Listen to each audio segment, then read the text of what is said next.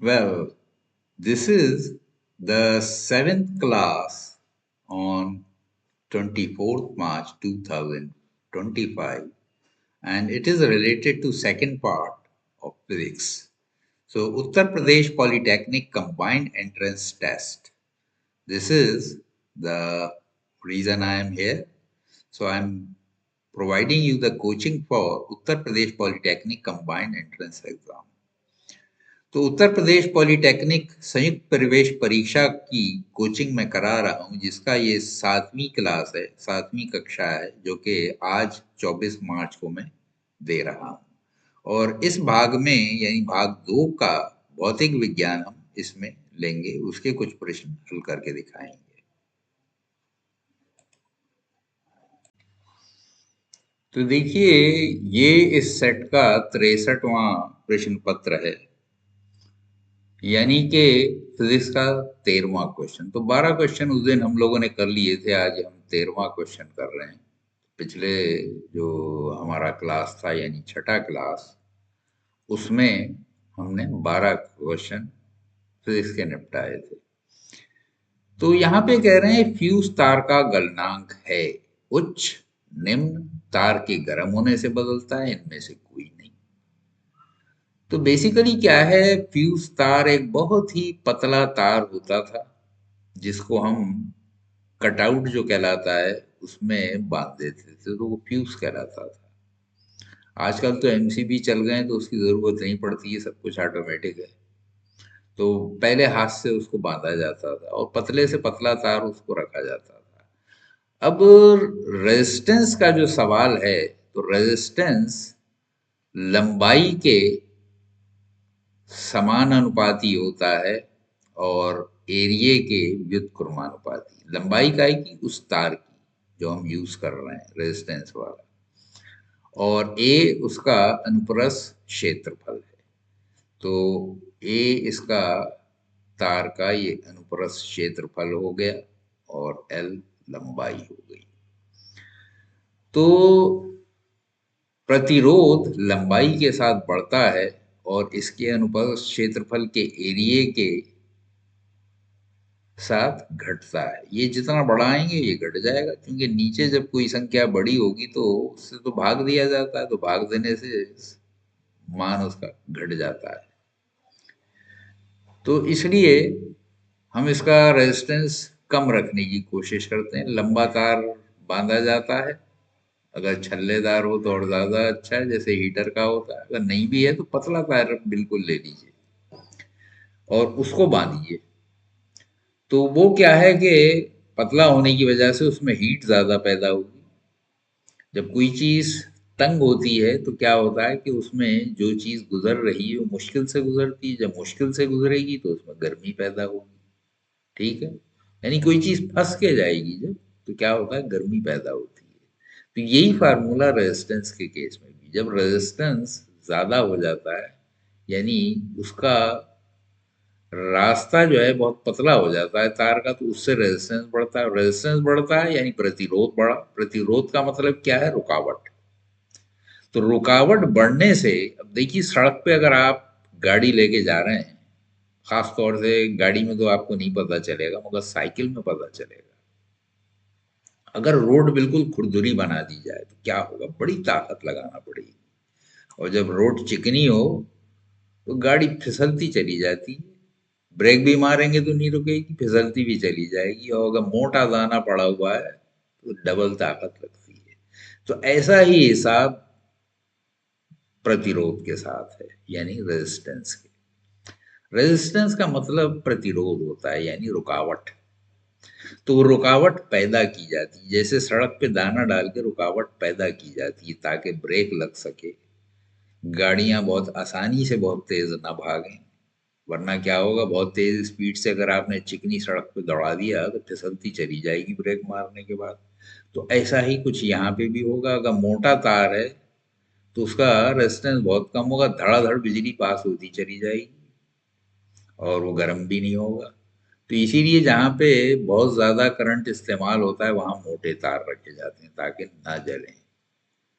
और जहाँ पे जैसे फ्यूज वायर है, वहां पे क्या करते हैं, पतला तार कर दिया ताकि जल्दी जल जाए, ताकि बाकी सर्किट को डैमेज ना हो।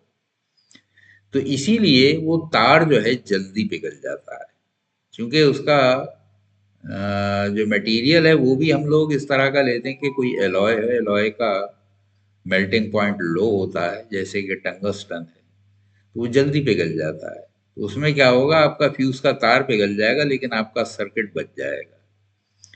तो इसीलिए जब सर्किट बच जाएगा, यानी वो आपका जो फ्यूज का तार था वो जल गया, तो सर्किट ही ब्रेक हो जाएगा। जब सर्किट ब्रेक हो गया, अगर ये सर्किट जा रहा था, इसमें बीच में फ्यूज लगा था, ये कट हो गया, तो क्या होगा, करंट पास नहीं होगा, अब यहीं तक रहेगा, अभी आगे नहीं जाएगा।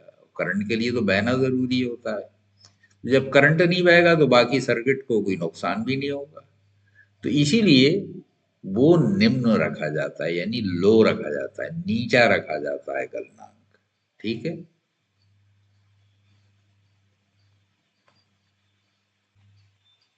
तो ये 64वां प्रश्न है, यानी फिजिक्स का 14वां क्वेश्चन है। तो एनालॉग परिपथ में समय परिवर्तन के साथ स्तर होते हैं। अब कितने स्तर होते हैं, केवल एक, केवल दो, सभी स्तर, कोई नहीं। तो इन चार में से छांटना है कि कौन सा सही होगा। तो देखिए, एनालॉग परिपथ जो है, यानी एनालॉग सर्किट, आजकल इनका नाम आपने बहुत सुना होगा, जितने भी इलेक्ट्रॉनिक इक्विपमेंट्स होते हैं उसमें लगे होते हैं ये, तो एनालॉग इंटीग्रेटेड सर्किट को कहलाते हैं, आईसीज। तो इलेक्ट्रॉनिक सर्किट होते हैं जो प्रोसेस करते हैं, और इनका काम है प्रोसेस करना। जो भी वहां पे काम चल रहा है उसको सुचारू रूप से आगे भेजना। तो वे अधिकांश इलेक्ट्रॉनिक उपकरणों के मूल भाग होते हैं। ये ऑडियो, तापमान, प्रकाश और वोल्टेज जैसे सिग्नल को नियंत्रित करते हैं। तो ये एक ही नहीं, यानी कि सभी तरह के, जैसे ऑडियो है, तापमान है, प्रकाश है, वोल्टेज है, इन सबको कंट्रोल करते हैं, नियंत्रित करते हैं। तो डिजिटल आईसी के विपरीत, डिजिटल आईसी में क्या होता है, खाली ऑन ऑफ सिस्टम होता है, जो ऑन ऑफ सिग्नल को प्रोसेस करते हैं। तो एनालॉग आईसी जो है, ये सिग्नल के मानों की पूरी रेंज के साथ काम करते हैं, यानी इसमें सब कुछ कवर होता है। इसमें आपका ऑडियो भी कवर होगा, तापमान भी कवर होगा, यानी टेम्परेचर, लाइट, वोल्टेज, ये सब चीजें कवर होती हैं। तो इसीलिए ये इंटीग्रेटेड सर्किट कहलाते हैं। और इसका मैंने यहाँ चित्र भी बना के दिखाया, ये किस तरह के होते हैं। तो ये देखिए, ये इसका चित्र होता है। इसमें एक तरफ से ये वोल्टेज आ रहा है और ये इधर से वोल्टेज बाहर जा रहा है, ये पॉजिटिव है, ये नेगेटिव है। तो इस तरह के आईसीज होते हैं जो कि लगा दिए जाते हैं। तो इनका मेन फंक्शन यही है कि ये सभी स्तर पर काम करते हैं, यानी ये ध्वनि के लिए भी है ऑडियो, तापमान यानी टेम्परेचर, प्रकाश यानी लाइट के लिए, वोल्टेज वोल्टेज के लिए, या विभवांतर के लिए। तो इसका सही उत्तर होगा सभी स्तर, यानी सी, ये इसका राइट आंसर है।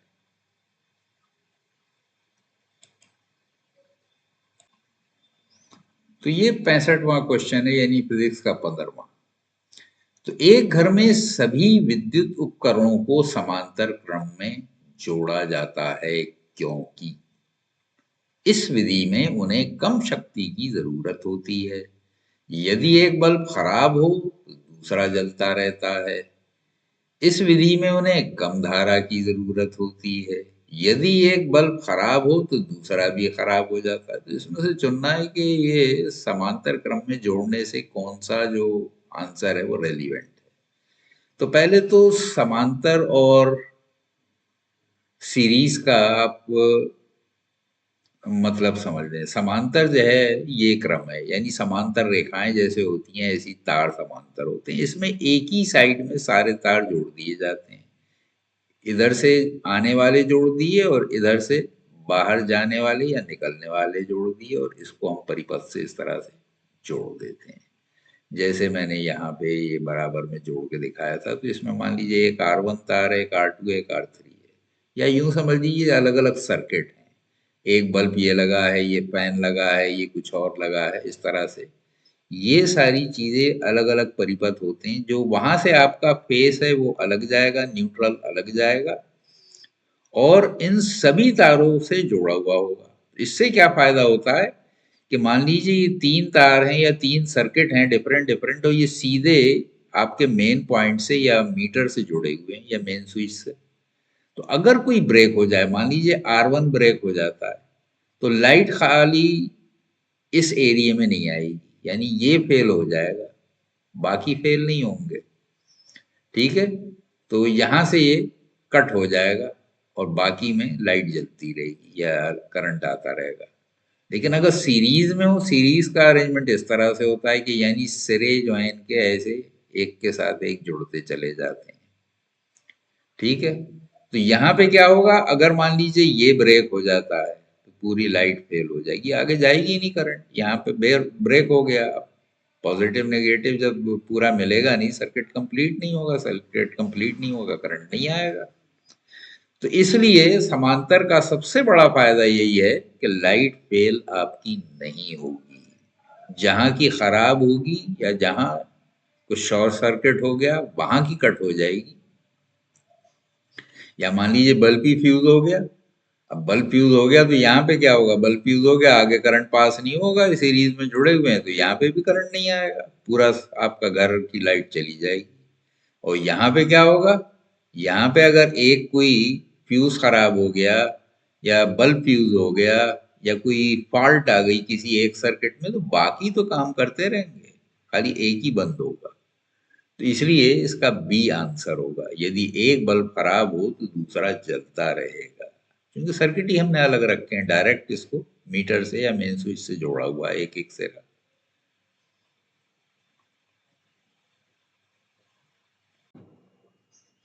तो ये 66वां प्रश्न है इस सेट का, यानी फिजिक्स का 16वां क्वेश्चन।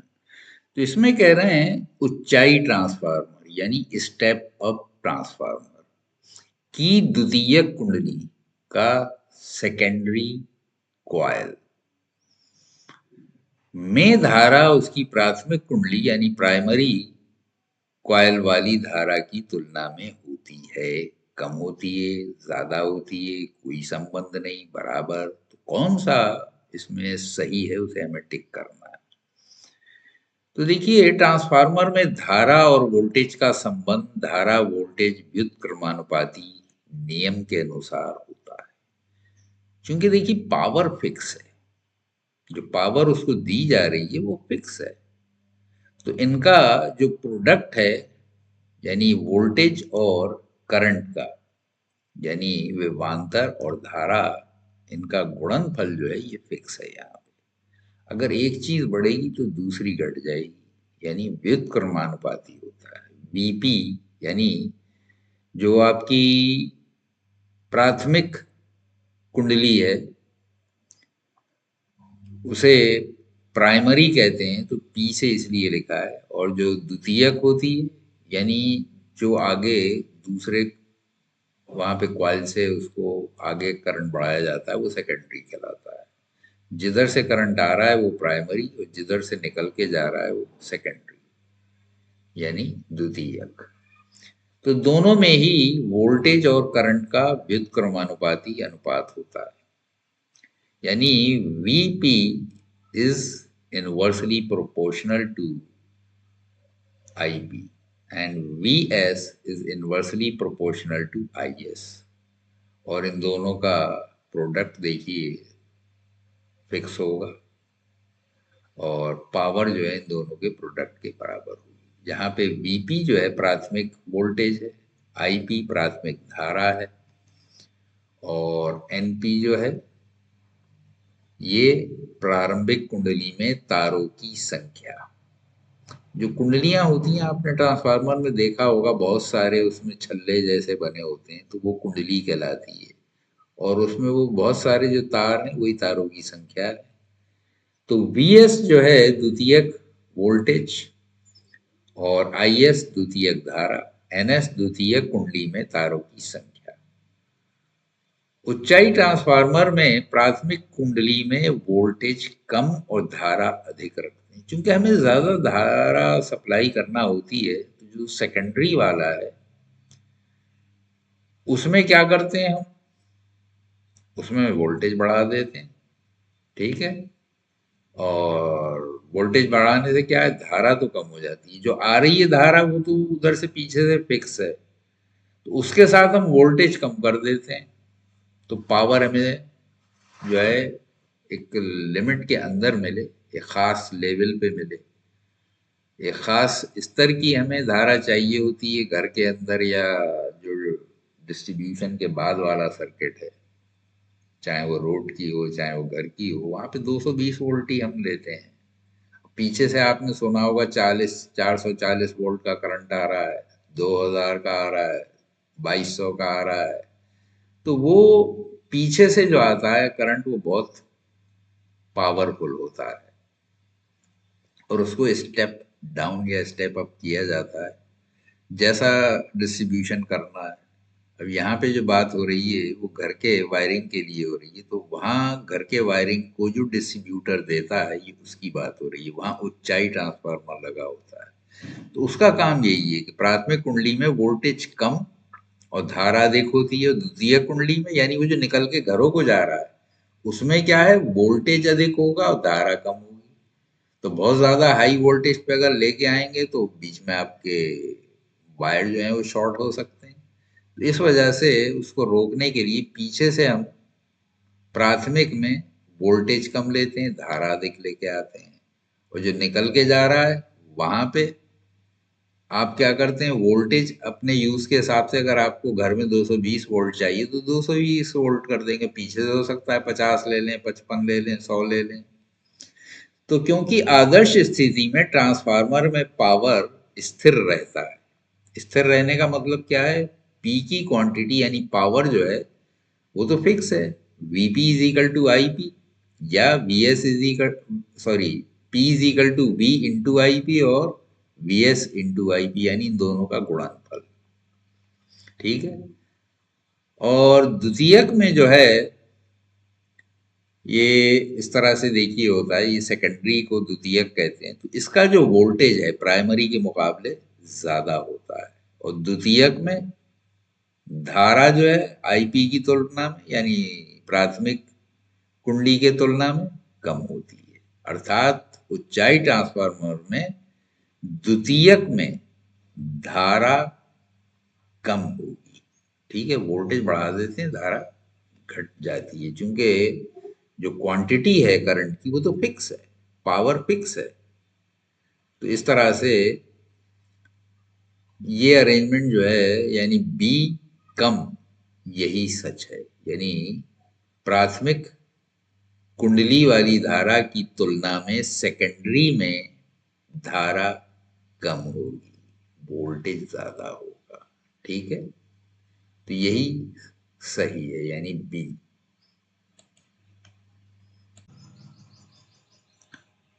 तो ये 67 क्वेश्चन है इस सेट का, और फिर इसका 17वां क्वेश्चन है।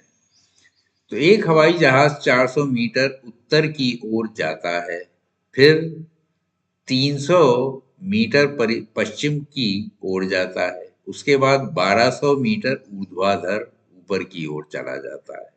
यानी 3 डायरेक्शन है।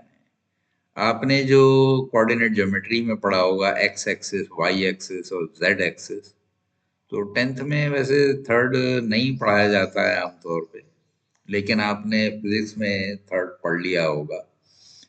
तो एक्स और वाई जो है अगर प्लेन में है, वाई परपेंडिकुलर उसके होगा, उस पूरे प्लेन के परपेंडिकुलर होगा। तो पहले मैंने देखिए इसको एक्स और वाई में, यानी जो 4 दिशाएं हैं वो इस तरह से ली जाती हैं, ये ईस्ट है, ये वेस्ट, ये नॉर्थ, ये साउथ। तो यहाँ पे कह रहे हैं 400 मीटर उत्तर की ओर, तो ये ए से बी देखिए उत्तर की तरफ चला 400 मीटर, और इसके बाद 300 मीटर पश्चिम की ओर, यहाँ से ये लेफ्ट मुड़ जाएगा तो पश्चिम आ जाएगा। आप अगर नॉर्थ की तरफ जा रहे हैं, आपका मुंह नॉर्थ की तरफ है और लेफ्ट मुड़ जाए तो क्या होगा, आप उत्तर की तरफ चल देंगे, सॉरी पश्चिम की तरफ चल देंगे। तो इस तरह से ये पहले 400 गया, फिर 300 गया। अब इसकी दूरी जो है, ए से सी के बीच की दूरी, इसको निकालने के लिए देखिए ये मैंने पाइथागोरस थ्योरम लगा दी। यानी अब ये इस पोजीशन पे है, तो विस्थापन तो हमारा ए सी हो गया, चली गई दूरी ए बी और बी सी हुई, लेकिन विस्थापन जो है हमारा वो ए सी होगा। तो पहले और अंतिम स्थान के बीच की जो लंबवत दूरी है उसे हम विस्थापन कहते हैं। तो विस्थापन और दूरी में फर्क समझना जरूरी है। दूरी तो ये हो गई A B plus B C, ये तो टोटल चली हुई दूरी, यानी 400 300 700 हो गई। लेकिन विस्थापन ए से सी के बीच में, तो ये पाइथागोरस थ्योरम लगा के, चूंकि ये 90 डिग्री है, यहाँ पे हम निकाल लेंगे।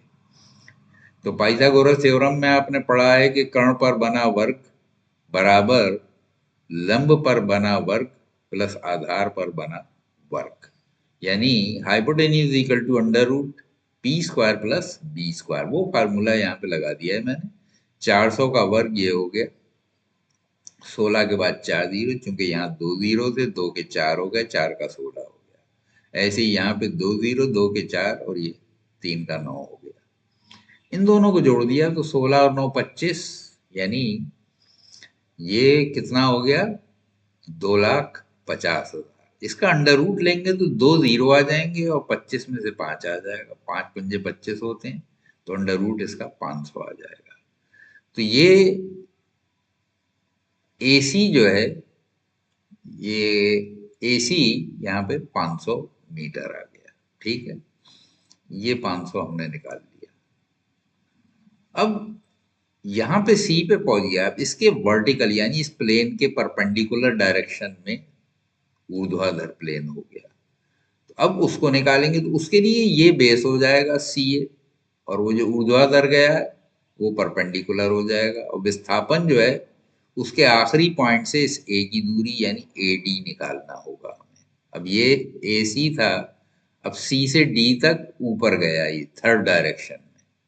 ठीक है, तो डी आखिरी पॉइंट था, तो ए से डी की जो दूरी है वो विस्थापन हो जाएगी। अब तीसरी दिशा में जब चल दिया तो उसमें एसी हमने जो निकाला है ये रखेंगे, ये आधार हो गया, और लंब जो है वो 1200 दे रखा है, तीसरे डायरेक्शन में 1200 मीटर जाता है। तो इन दोनों को स्क्वायर कर देंगे, 5 का 25 होता है, 12 का 144 होता है, और 2 जीरो के 4 जीरो, 2 जीरो के 4 जीरो, इनको दोनों को जोड़ दिया, 144 और 25 169 होंगे, और 2 2 4 जीरो यहाँ पे देखिए, 4 यहाँ पे भी थे, 4 यहाँ पे भी थे।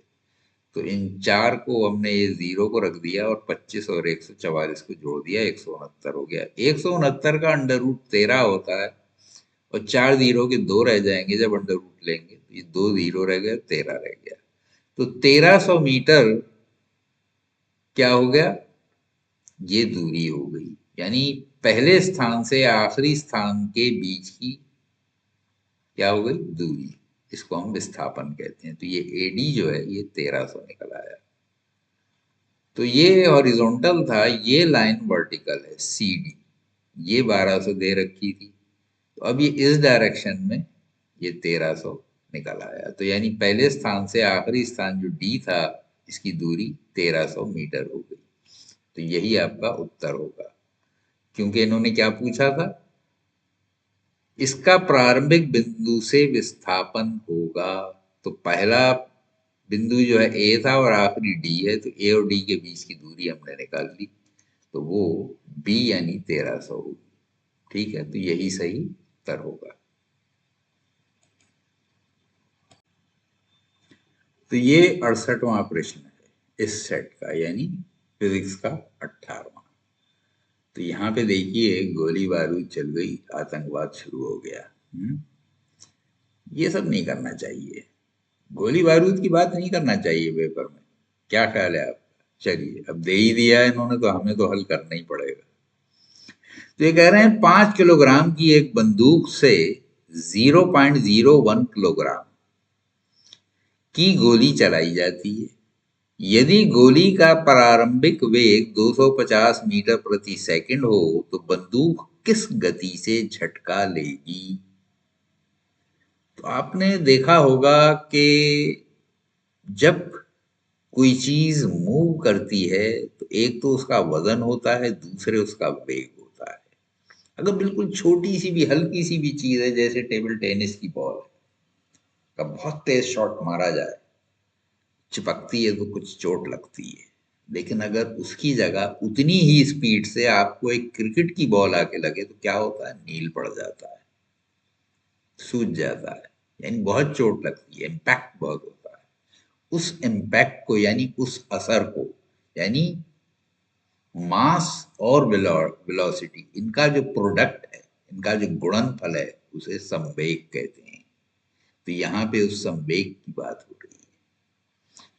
और ये दोनों के चूंकि गुणनफल के बराबर होता है, और ऐसे केस में जब बंदूक से गोली निकल के जा रही है तो वो जो बारूद फटती है उससे गैस बनती है और उस गैस के प्रेशर से गोली आगे चली जाती है। लेकिन जब बंदूक है, अब ये फिक्स है, आपके हाथ में है, जब गोली आगे निकल के जाएगी तो जितनी स्पीड से ये जाएगी उतना ही झटका ये पीछे को मारेगी, अपोजिट डायरेक्शन में। हर एक्शन का रिएक्शन होता है। आपने देखा होगा कोई चीज आप दीवार में फेंक के मारिए, अगर स्पॉन्जी है तो वापस लौट के आएगी। जितनी ज्यादा स्पॉन्जी होगी उतनी ज्यादा दूर आएगी। ठीक है। तो इसी तरह बंदूक की गोली जब आगे निकलती है, बंदूक पीछे को धक्का मारती है, और ये इनके मोमेंटम के इक्वल होता है, यानी दोनों का मोमेंटम बराबर होगा। अगर मान लीजिए गोली जो है वो m1v1 है, इसकी द्रव्यमान जो है m1 है और वेलोसिटी v1 है, यानी गति या वेग, जब दिशा है तो हम वेग कहेंगे, तो v1 होगा। ये तो देखिए मैंने दिखाया गोली इस डायरेक्शन में जा रही है, लेकिन बंदूक पे इसकी वजह से जो धक्का लगेगा वो इस डायरेक्शन में लगेगा, तो इसकी गति इधर होगी। बीजी मैंने इसको दिखाया है। बीजी का मतलब गन की वेलोसिटी, और ये गोली की वेलोसिटी वीबी कर दिया है मैंने। तो यहाँ पे भी हम वही ले लेते हैं, बेकार आप कंफ्यूज होंगे, तो इसको एम बी और वीबी ले लीजिए। और मान लीजिए इसकी जो है ये मास था एम जी, या स्मॉल एम लेता हूँ वरना फिर वही होगा सवाल, और इसको वी जी। तो ये आपस में इक्वल होंगे लेकिन विपरीत दिशा में होंगे, क्योंकि गोली इधर जा रही है, धक्का जो लगेगा वो आपकी तरफ को लगेगा, आपके शोल्डर में चोट लगेगी। इसीलिए कहा जाता है कि शोल्डर से बिल्कुल इसकी जो बट है इसको सटा के रखिए, नहीं तो हड्डी टूट जाएगी। तो कभी कभी जैसे राइफल की गोली, उसमें बहुत धक्का लगता है, एयरगन चलाएंगे तो कम लगेगा। तो जितनी स्पीड से गोली आगे जाएगी उतना ही तेज झटका आपको पीछे की तरफ लगेगा। तो गोली की दिशा ये रहेगी और बंदूक की दिशा इधर रहेगी। तो गोली का संवेग बराबर माइनस बंदूक का संवेग। ये चूंकि दिशा अलग है इसलिए ये माइनस चिन्ह आ जाएगा। तो इन दोनों का जो गुणनफल है इसे हम निकाल लेंगे। अब इसकी गोली का वजन था 0.01, ठीक है, और बंदूक का था 5 kg, तो इसकी जगह 5 रख दिया, इसकी जगह 0.01 रख दिया। इसकी गति जो है, या प्रारंभिक वेग कहिए, क्योंकि दिशा भी होती है तो वेग में दिशा भी होती है, गति में नहीं होती है। तो कभी कभी जुबान फिसल जाती है, बुरा मत मानना आप लोग, मैं भी इंसान हूं, क्या करूं, हो जाता है गलती, माफ कर देना भाई। तो देखिए वी भी यहाँ पे 250 होगा, ठीक है, मीटर पर सेकंड। अब इसकी जो गन की वेलोसिटी है वो हमें नहीं पता थी, तो वही यहाँ पूछा है बंदूक किस गति में झटका लेगी। तो यहाँ पे गति में झटका लेगी, तो यानी इसका डायरेक्शन भी पूछा, डायरेक्शन ये निगेटिव से जाहिर होगा। इसको अगर हम पॉजिटिव लेंगे तो ये निगेटिव होगा, और कितनी उसकी गति होगी वो उसके परिमाण से पता चलेगा, तो वो हम निकाल लेंगे। दोनों को हमने इक्वल रख दिया, -5 × VG। अब VG हमें नहीं मालूम था तो इस 5 को दूसरी तरफ ले गए। तो देखिए माइनस मैंने यहाँ पे साइड में कर दिया क्योंकि इस -5 को हम नीचे लेके गए और 0.01 ये आ गया, 250 ये आ गया, 5 ये आ गया। 5 से 250 को डिवाइड कर दिया तो 50 आया। 50 से 1 को गुणा किया तो 0.50 हो गया। अब यहाँ पे देखिए 100वें स्थान पे एक था तो 50 से गुणा करेंगे तो 50 हो जाएगा, यानी 0.50 हो जाएगा। तो 0.50 वो भी माइनस का, ये उत्तर हो गया मीटर प्रति सेकंड। तो इस गति से बंदूक में पीछे को धक्का लगेगा। तो इसका आंसर ये सी सही है, 0.05 मीटर पर सेकंड, वो भी नेगेटिव। ठीक है।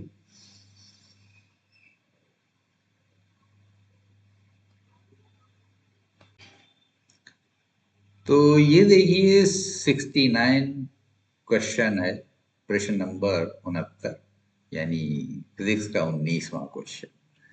तो यहाँ पे बात हो रही है सरल लोलक की। तो यदि सरल लोलक का द्रव्यमान 2 गुना कर दिया जाए तो आवर्त काल क्या फर्क पड़ेगा, कितना होगा? उसके 4 ऑप्शन दिए हैं। 2 गुना हो जाएगा, समान बना रहेगा, आधा हो जाएगा, 4 गुना हो जाएगा। अब पेंडुलम का यानी लोलक का आपने आवर्तकाल का फार्मूला तो पढ़ा ही होगा, बड़ा कॉमन है ये, T is equal to 2 pi under root L/G। तो ये बेवकूफ बना रहे थे आपको।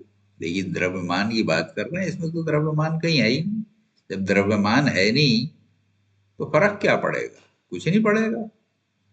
तो सीधी बात है, समान बना रहेगा। खैर फिर भी मैंने देखिए समझा दिया है किस वजह से ये बात हो रही है। तो ये आवर्तकाल का सूत्र है जिससे टी आवर्तकाल पाई 22/7, यानी ये 22/7 निश्चित है। जी का मान भी निश्चित होता है, वो 10 मीटर पर सेकंड लेते हैं मान नॉर्मली, और ज्यादा बारीकी में अगर आप हैं तो 9.8 भी ले सकते हैं, जो कि एक नियतांक है। तो जी गुरुत्वीय त्वरण है जो एक नियतांक है। खाली यहाँ पे जो बदल रहा है वो क्या है, लोलक की धागे की लंबाई है। पेंडुलम क्या होता है, एक धागे से कोई गोल चीज बांध के लटका दी जाती है और इसको आप हिला दो तो ये ऑसिलेट करना शुरू कर देगा, इधर से इधर तक ये ऐसे चक्कर लगाने लगेगा। तो इसको पेंडुलम कहते हैं, यानी लोलक। तो इसमें टाइम पीरियड क्या होता है कि ये अपनी नॉर्मल पोजीशन, मान लीजिए ये थी, ये इधर से गया वापस आया और फिर अपनी पोजीशन पे जो आ जाएगा, तो एक चक्कर पूरा करने में जो टाइम लगता है उसे टी कहते हैं, टाइम पीरियड या आवर्तकाल, यानी एक चक्कर लगाने का टाइम। ठीक है। तो ये एक चक्कर लगाने का टाइम जो है, इसका ये फार्मूला था, T is equal to 2 pi under root L/G। तो अब खाली इसमें जब L ही बदल रहा है तो L से ही इसके मान पे फर्क पड़ेगा। धागे की लंबाई जितनी बढ़ाएंगे ये उतना बढ़ जाएगा टाइम, घटाएंगे घट जाएगा। बाकी किसी चीज से कोई फर्क नहीं पड़ने वाला, क्योंकि बाकी सब तो कांस्टेंट है इसमें। तो अर्थात लोलक का द्रव्यमान घटाने पर या बढ़ाने पर लोलक के आवर्तकाल पर कोई प्रभाव नहीं पड़ेगा। यही उत्तर है। और ये क्या है, ये जो आपकी भाषा में इन्होंने दिया है, समान बना रहेगा, यानी ना बढ़ेगा ना घटेगा, बस यही सही आंसर है। ठीक है।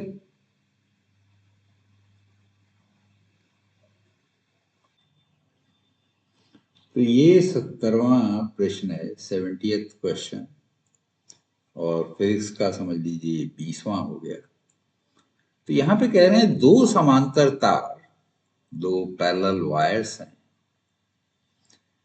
जिनमें प्रत्येक में एक निश्चित विद्युत धारा I प्रवाहित हो रही है, के बीच में प्रतिकर्षण बल F लग रहा है। अब इसमें बड़ा अजीब सा हिसाब है।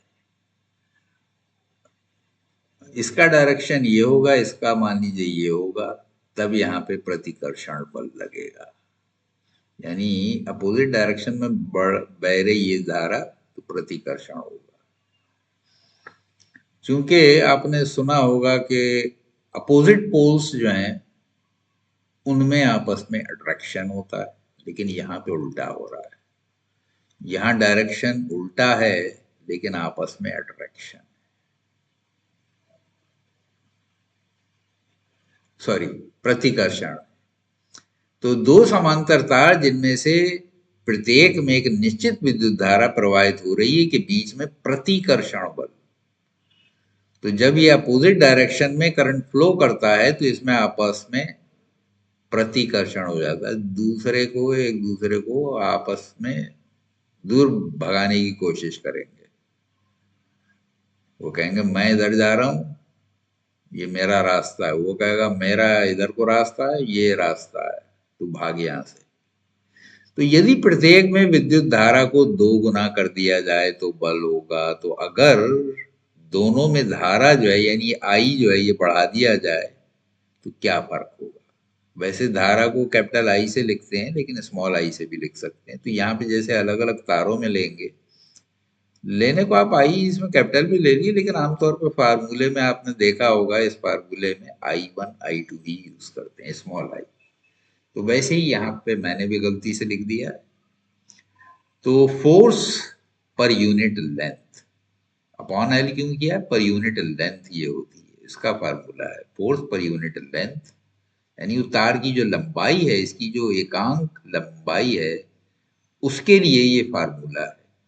अब इसमें देखिए ये म्यू जो है ये भी कांस्टेंट है, पाई भी आप जानते हैं 22/7 होता है, 4 तो है ही नंबर, ये 2 भी नंबर है।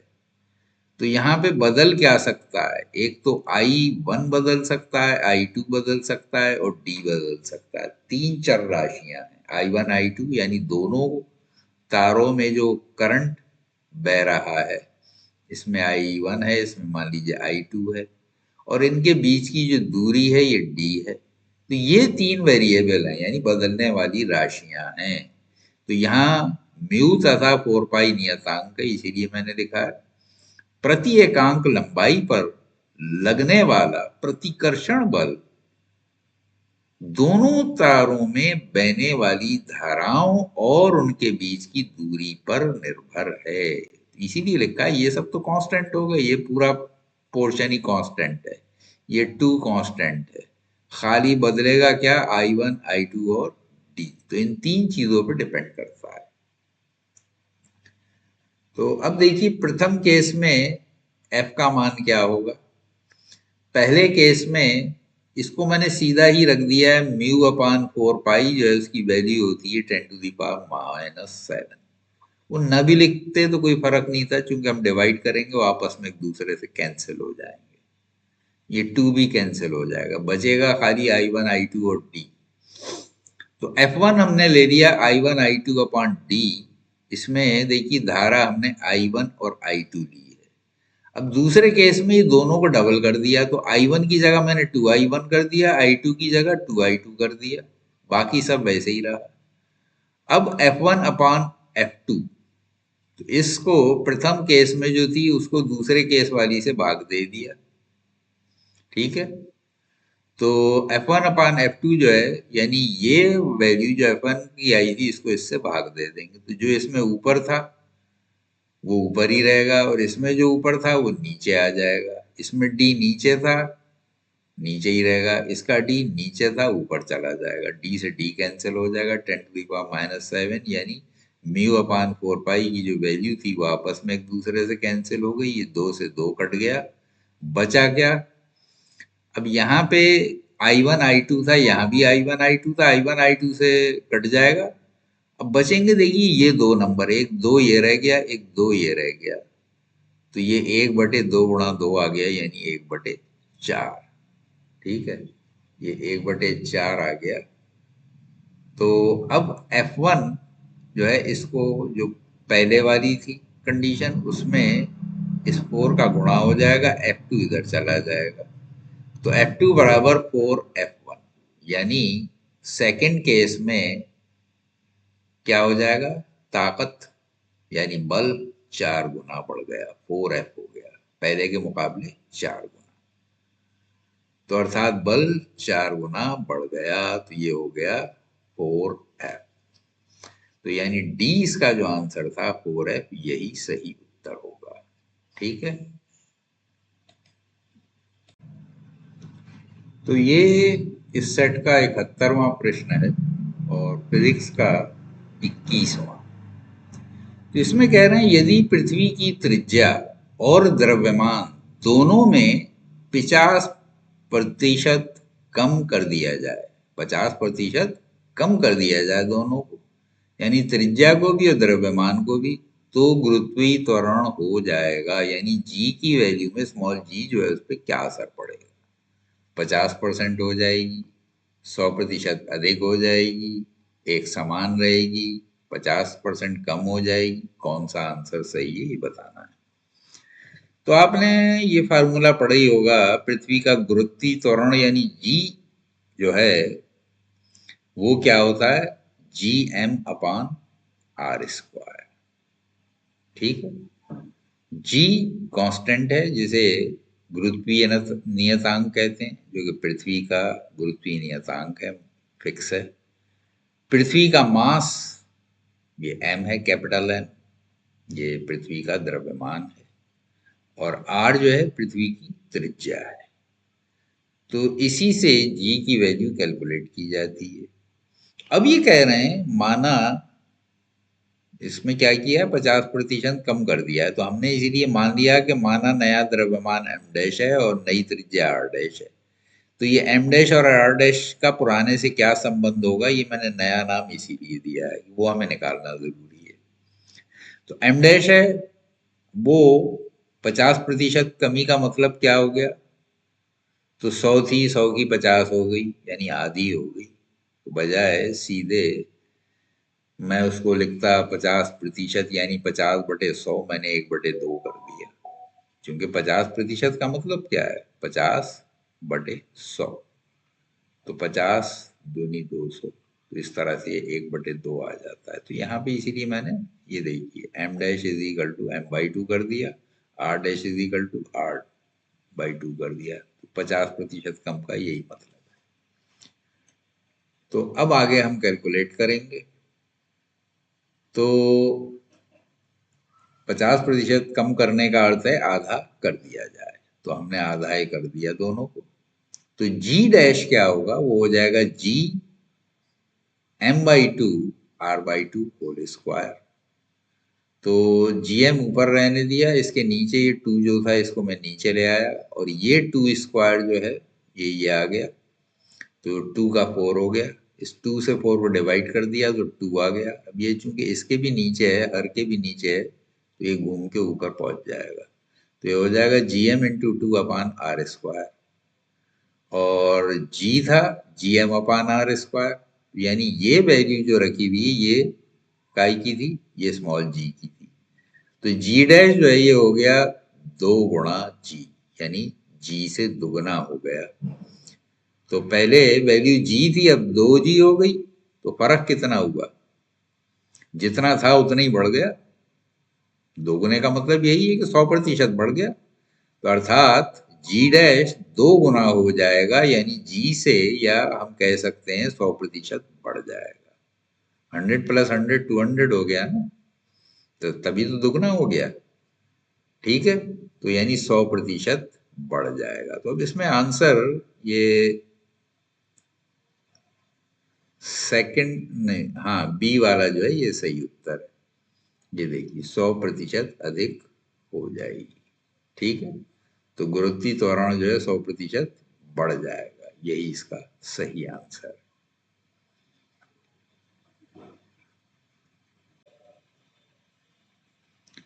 तो ये 72वां प्रश्न है इस सेट का, यानी इसका 22वां प्रश्न पर।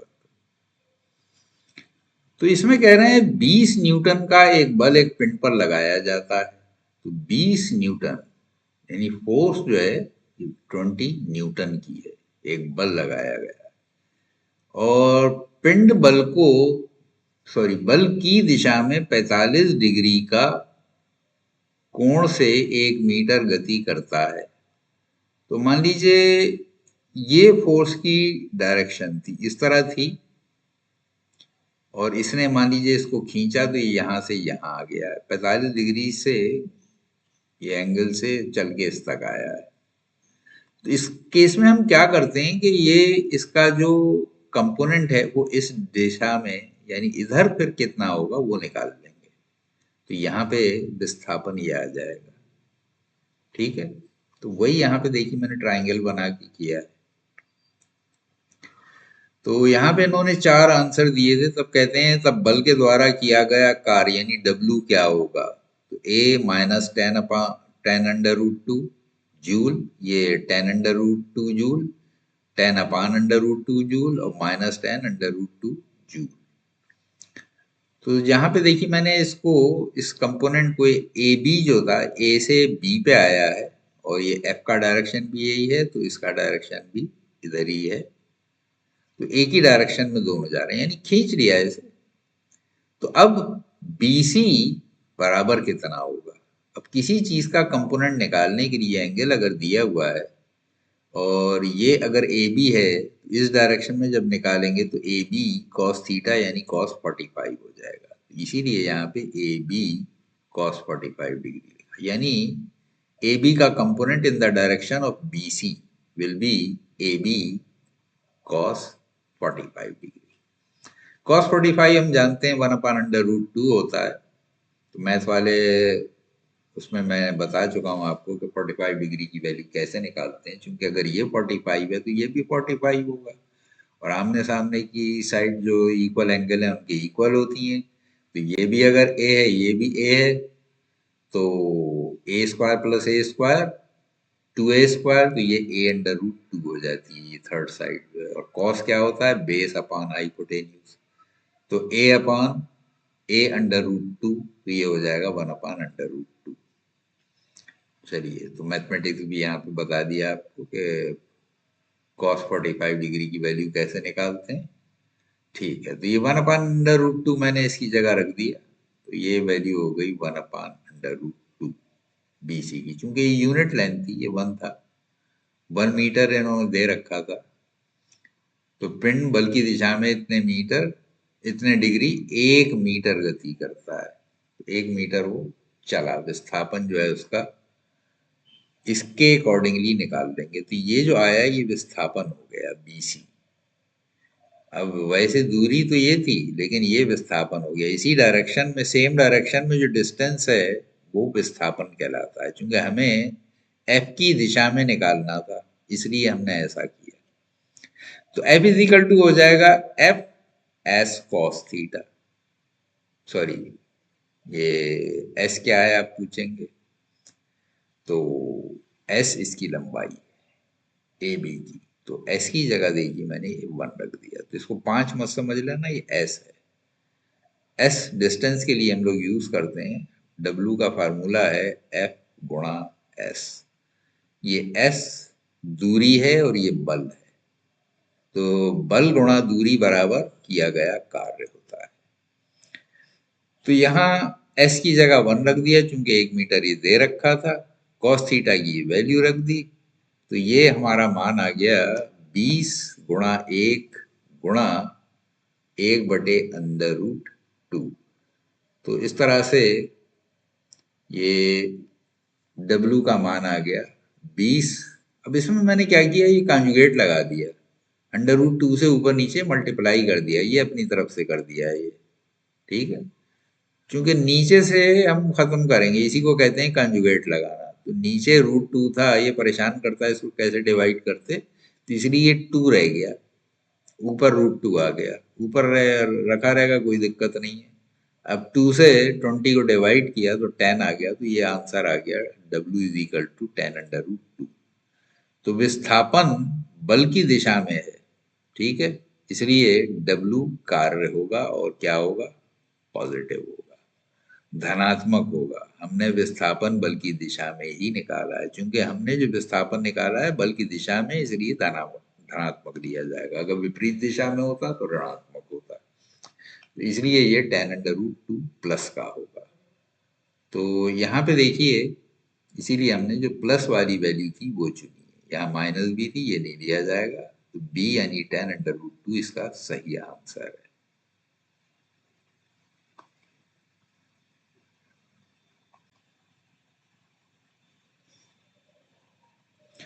तो ये इस सेट का 73वां प्रश्न है, फिर इसका 23वां।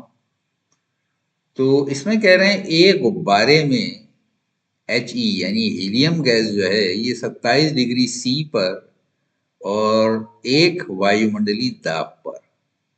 तो T की वैल्यू ये हो गई, प्रेशर यानी P की वैल्यू ये हो गई, और ये मीटर भरी है, ये B हो गया। ठीक है, T, P और B तीन चीजें दे रखी हैं।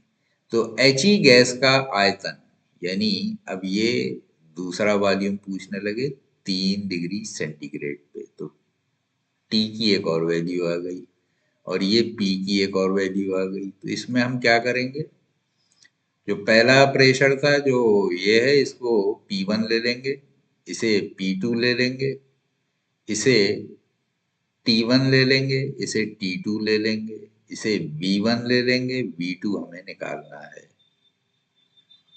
He गैस का आयतन पूछा है, ये पूछा गया है, क्या होगा। ठीक है, तो फार्मूला आइडियल गैस इक्वेशन जो है, आदर्श गैस समीकरण, वो PV is equal to RT होता है, जहां P दाब है, V आयतन है, R नियतांक है, T टेम्परेचर है। इसको आइडियल गैस कांस्टेंट कहते हैं। तो ये क्योंकि फिक्स होता है, तो R is equal to PV upon T होता है। ठीक है, हमने R को यही लिखा रहने दिया, T इधर ले गए, तो PV upon T is equal to R, जहां R सार्वत्रिक गैस नियतांक है। इसलिए R की वैल्यू दोनों कंडीशन में सेम रहेगी, यानी P1 V1 अपान T1 और P2 V2 अपान T2, ये दोनों R के बराबर होंगे। इन दोनों को हम आपस में इक्वल रख के इसका हल ढूंढेंगे। जो चीजें इसमें दी हुई हैं, जो वैल्यू दी हुई हैं, वो उठा के रख देंगे। अब इसमें मैंने इसीलिए आपके रेफरेंस के लिए यहाँ लिख दिया है कि जहाँ P दाब है, V आयतन है, T तापमान है। ठीक है, अब ये पहली कंडीशन में, ये दूसरी कंडीशन में। पहली कंडीशन में इसको 1 1 कर दिया सबको, इसमें 2 2 कर दिया। तो अब इसमें दिया हुआ क्या है, P1 दिया हुआ है 1 एटमॉस्फेरिक प्रेशर, T1 दिया हुआ है 27 डिग्री सी। तो याद रखिए यहाँ पे हम डिग्री सी में नहीं लेते हैं, केल्विन में लेते हैं, और केल्विन का स्केल -273 से शुरू होता है। तो 27 डिग्री है, तो उस 273 में 27 जुड़ जाएगा, और केल्विन में इसकी वैल्यू हो जाएगी 273 प्लस 27 यानी 300 केल्विन। तो इस लॉ में हम जो टी की वैल्यू लेते हैं हमेशा टेम्परेचर की, वो केल्विन में लेते हैं, सेंटीग्रेड या फॉरेनहाइट वगैरह में नहीं लेते हैं। V1 500 मीटर क्यूब है, V2 हमें पता नहीं है, निकालना है, T2 -3 डिग्री सी है, तो यहाँ पे भी 273 में जोड़ देंगे, और P2 जो है 0.5 एटमॉस्फेरिक प्रेशर है, तो ये घट गया है, एक से आधा हो गया। तो अब ये सब वैल्यूज मैंने रख दी इसमें, ये V2 की वैल्यूज पहले ले ली, ये P2 V2 अपॉन T2, तो P2 0.5 ये मैंने निकाला है, और V2 निकालना है 273 प्लस -3। ये चूंकि निगेटिव वैल्यू है, तो यहाँ पे माइनस लेंगे, 273 इसमें जोड़ देंगे। ये सब तो मैंने ऊपर हल कर ही लिया था। ये देखिए 1 एटमॉस्फेरिक प्रेशर है, 500 इसका वॉल्यूम दे रखा है, 273 दिया था, 27 जोड़ के 300 आया था, तो ये वैल्यू उसकी हो गई। तो अब इन दोनों का जोड़ हो गया 270। 270 को राइट हैंड साइड ले गए, ये यहाँ आ गया। ये 0.5 जो था इसको भी इधर ले गया, क्रॉस मल्टीप्लाई होगा, ये ऊपर का नीचे आ जाएगा, ये नीचे का ऊपर चला गया। ठीक है, तो 500 बटे 300, ये 270 यहाँ आ गया, 0.5 ये आ गया। अब इसमें दो जीरो से दो जीरो मैंने कैंसिल कर दिए, 3 से 270 को भाग दे दिया, 3 ने 27 और एक जीरो। अब ये हो गया 9 पंजे 45, 450 बटे 0.5, ये दशमलव हटा के ऊपर एक जीरो बढ़ा दिया, यानी 10 से दोनों को ऊपर नीचे गुणा कर दिया, ये 4500 हो गया, ये 5 हो गया, 5 ने 45, दो जीरो, तो 900 मीटर क्यूब ये हमारा आंसर हो गया। अब देखिए 900 कहाँ पे दिया है, तो 900 ये डी में दे रखा है, यानी डी ही इसका सही आंसर होगा। ठीक है,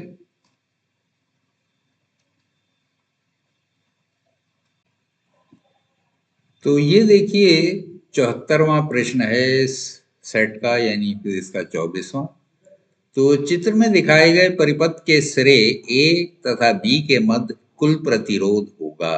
तो ये व्हीट स्टोन ब्रिज दिखाया है। इस फिगर से मत घबराइएगा कि बड़ा उटपटांग चित्र है। जब ये इस तरह से अरेंजमेंट लिया जाता है, ये बीच का जो तार है ये असर नहीं डालता है। तो टोटल वैल्यू जो है इन दो तारों की और इन दो तारों की हम निकालते हैं। अब देखिए यहाँ पे इनके सिरे जिस तरह से जुड़े हुए हैं, तो ये क्या है, इस तरह का अरेंजमेंट जो है ये सीरीज में कहलाता है। इसमें R1 और ये R2 है, तो ये सीधा इनका टोटल ही इसका रेजिस्टेंस हो जाएगा।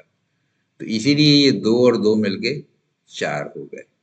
ठीक है, इसी तरह नीचे भी ये 2 ओम और 2 ओम है, ये भी मिलके 4 हो जाएंगे। यहाँ पे भी यही सीरीज लग रही है, चूंकि सिरे से ये सिरा और ये फिर आगे को बढ़ गया। क्योंकि अभी पीछे भी मैंने बताया था, जब ये जैसे अरेंजमेंट है, ये ऊपर नीचे, अब जो इनका टोटल ये आया, यानी ये पूरा यहां से यहां सर्किट और यहां से यहां सर्किट, ये पैरेलल में देखिए ये इस तरह से जुड़ा हुआ है। तो अब ये दोनों का ये रिजल्ट आया और इन दोनों का नीचे वालों का ये आया। तो ये 4 ओम और 4 ओम ये आपस में पैरेलल में जुड़े हुए हैं। ये दोनों का मिलके 2 और 2 4 हो गया, ये भी 2 और 2 4 हो गया। अब ये 4 4 दोनों जो है पैरेलल में जुड़े हैं। पैरेलल में ये कंडीशन होती है 1/r is equal to 1/r1 plus 1/r2। तो इसलिए ये 4 4 दोनों जो वैल्यू आई थी, ये R1 R2 की जगह रख दी, तो 1/AB is equal to 1/4 plus 1/4।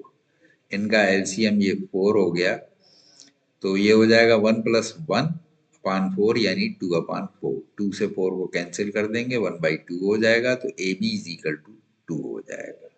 Cross multiply कर दिया, 2 इधर चला गया, AB इधर, तो AB इज इक्वल टू 2। तो यानी कि बी वाला जो आंसर था यही सही आंसर होगा। बस जिसने ये फार्मूला पढ़ा है, व्हीटस्टोन ब्रिज का नाम सुना है और जानते हैं कि इसकी क्या प्रॉपर्टी होती है, वो इसको आराम से कर लेंगे। वरना ये 10 के चक्कर में सब पड़े रहेंगे कि ये 10 भी है बीच में, लेकिन इससे कोई फर्क नहीं पड़ता, ये जो आपस में इनको जोड़ दिया है। तो ये इसका कैलकुलेशन में हम यूज नहीं करते हैं, तो सीधा इन दो तारों को हम लेंगे। ठीक है, तो इसका आंसर जो है ये बी यानी सेकंड ही सही उत्तर होगा।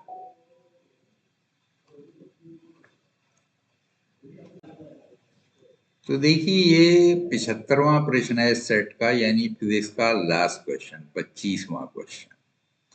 तो इसमें कह रहे हैं कि एक प्रेक्षक समुद्र के किनारे खड़ा है। समुद्र के किनारे कोई खड़ा है जो कि प्रति मिनट 54 तरंगे नोट करता है।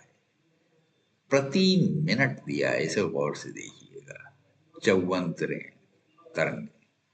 तो यहाँ पे सीधा उठा के फ्रीक्वेंसी की वैल्यू ये लेने की गलती मत करना, क्योंकि वो सेकंड में ली जाती है। फ्रीक्वेंसी जो है पर सेकंड में ली जाती है, यहाँ पे मिनट में दी हुई है।